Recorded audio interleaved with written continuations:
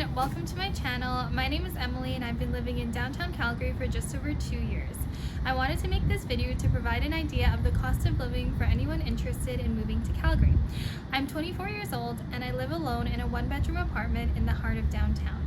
I live in a luxury building and my apartment is slightly on the smaller end at about 488 square feet. My income supports myself and I have no dependents, including no pets. I also do not have a personal car with me, so you won't see any car-related expenses. I tracked my spending in 3 months of 2023 in March, July, and October, and let's jump straight into the numbers so you can see. So let's start with March. So in March 2023, I spent $3,035.68. And starting with my needs, my first and largest expense is of course my rent. So my rent for my first year of my lease from October 2022 to October 2023 was $1,362.64. And this is for a 490 square feet, one bedroom apartment in downtown Calgary, super central and convenient location, also a luxury building with nice amenities like a spacious gym, rooftop patio, free coffee, all of that. I was super happy with this price. Honestly, a steal of a deal for what I got. It was cheaper because my apartment is on the smaller side, not a full like 600 square feet, one bedroom, but more than enough for myself to live in. And so definitely love this price. I spent $63 on Wi-Fi with Shaw. This was like their cheapest, slowest plan, and I've since changed it because the Wi-Fi was too slow. And for weekly groceries, for one person, I spend between $50 to $100 a week. Really depends on whether I'm buying like protein, like meat and seafood, or stocking up on anything like rice or sauces, all of that. So we can see in March, I spent $82 one week on groceries, $56 another week, $68 another week. So $50 to $100, I would say. And then I spent $53 on my phone bill with Fido, and $22 on electricity. My electricity bill varies so much. It was $22 here, and you'll see later on it can go up to like $70. I honestly don't know what causes the fluctuation. I don't know if it's because the government rebate has been like since discontinued or anything, but I honestly just don't want to spend time to find out and like call NMAX or anything. So that is my needs for March. If we look at wants, my main expenses here, I spent $82 on some new dresses for my upcoming trip at the end of the month. I also spent $187 on a soy milk maker. This was something I wanted for a super long time and I use it all the time, so money's well spent. And I spent $227 on our hotel in Philadelphia for our trip. Otherwise, nothing crazy. I went to the US on March 31st. You'll see like some airport charges here. And whenever I take these US trips, I really try to save money during that month. So you'll see like throughout March, I tried to spend consciously, not spend a ton of money because these US trips are so expensive, especially factoring in the conversion between Canadian and US dollars. So in March, my total essentials, just core essentials to live, was $1,788, and my food was $484, which is not a lot. And since I've started these like snapshots, I've realized how little I spend on food, which is interesting. I do cook vast majority of my meals, and I usually just eat out maybe like 2 times a week on weekends just to give myself a break. So spending on food is not a lot. Moving on to July here, my spending was $2,700 for the month. If we look at our needs, my rent stayed the same since it was still my first year of my lease. Groceries, this is like $68, $60,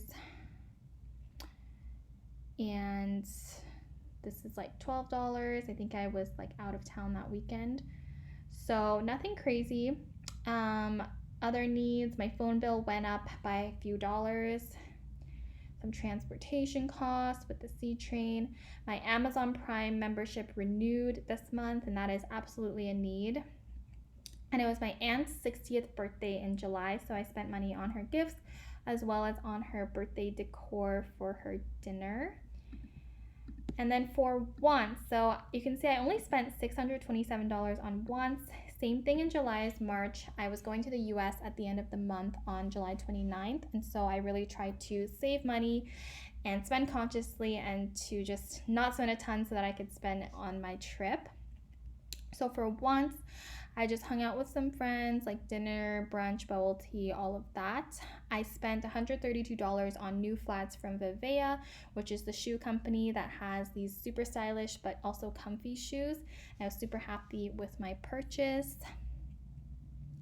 And aside from that, nothing crazy on wants. My next largest expense is brow threading. So I went to the brow studio and it was a super nice experience, like a treat yourself experience.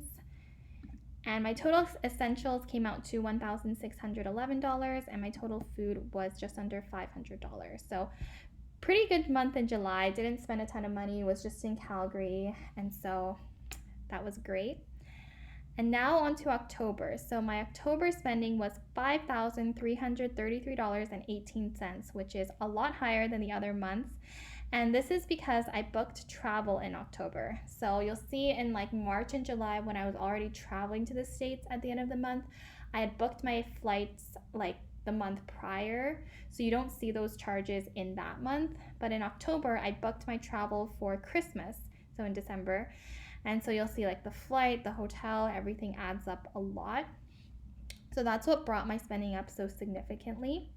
In terms of needs, this was a really great month because for my rent, my lease renewed in October of 2023 and it shot up from $1,362 to $1,686. So super significant increase of about 23%. And like an adult, I negotiated with my landlord and I got it down to an average of $1,619 a month because they gave me an $800 incentive for the first month, which is October. And so that's why my rent was only $886 in October, which helped a lot. I also spent the first 10 days of this month still at home in Edmonton with my dad. And when I'm at home, my dad pays for all of our living expenses when we're together. So our groceries, if we eat out together, our like gas fees for road trips. If we do an activity together, like he'll pay for whatever it costs. He just tries to help me out. Love my dad. And so my expenses were just whenever I was not with my dad. So when I was like hanging out with a friend, I would pay for myself because my dad's not there, obviously. So needs were here. I have $30 for home insurance. This was for just my apartment. My Wi-Fi was $52 with Mobi, so I changed from Shaw to Mobi. Honestly, a great choice, and it is a little bit cheaper as well. And then I came back to Calgary. I was like paying my own groceries here, $54, bought some personal care items. Nothing crazy for needs. And want is where it gets high. So I think I went on a little bit of a spending spree because I had not been spending money in like September and October because I was at home. So I came back and I was like, time to treat myself. So I spent some money at Indigo. I also spent $85 on my birthday gift for my boyfriend. It was just this like surprise cake, and it was only this expensive because of the Canadian US dollar conversion. My uncle's birthday was also in October, and I spent a lot more than anticipated for his gift because I bought him a gift and then I found a better gift, but I couldn't return the first gift, so I just gave it all to him. And honestly, love my uncle, so that's fine. I also spent $131 on a new backpack from Bays. I changed from the tote bag life to backpack life because backpacks are just more convenient and practical, and I just took it on a Toronto trip. Worked really well, so I'm very happy with my purchase. And then, of course, we have our travel expenses here. So my flight to New York City on Christmas Eve is $800. It is a round trip, so direct from Calgary to Newark and back. And I think the price is pretty reasonable, honestly, because I am coming back in like mid-January, so it's past the peak season in January. And then the hotel is where it gets expensive. We are staying in New York City for 4 nights between the 24th to the 28th. So peak holiday season, Christmas Eve, Christmas Day, Boxing Day. And we are also staying right in Times Square in the center of it all. So our hotel, which is a 4-star hotel, so not a bad hotel either, came out to $1,755.87 for those 4 nights. This is Canadian dollars, by the way. And then I also spent $585 in Jersey City for our hotel on the last 2 nights. So Not too bad for that because it's already like January 9th and 10th, so past that peak time.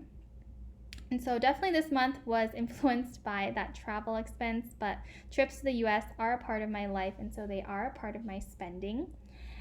But avoiding those expenses for this month, my essentials were only $1,335, which is really great. And my food cost was only $310, and this is because my dad was paying for our food while I was at home, and he also came back to Calgary with me and paid for my grocery run that week as well. So didn't spend a lot on food. So there you have it. I would say that the current cost of living for an individual in Calgary is about $3,000 to $5,000 a month. Obviously, this number depends on your lifestyle and your personal money philosophy. At minimum, I believe you need $3,000 a month now, and even with the rent increases, I would go for $3,500 to allow for some buffer room. Spending $4,000 a month or more would allow you to live a pretty comfortable lifestyle. Thank you so much for watching. I hope this video was helpful, and I see you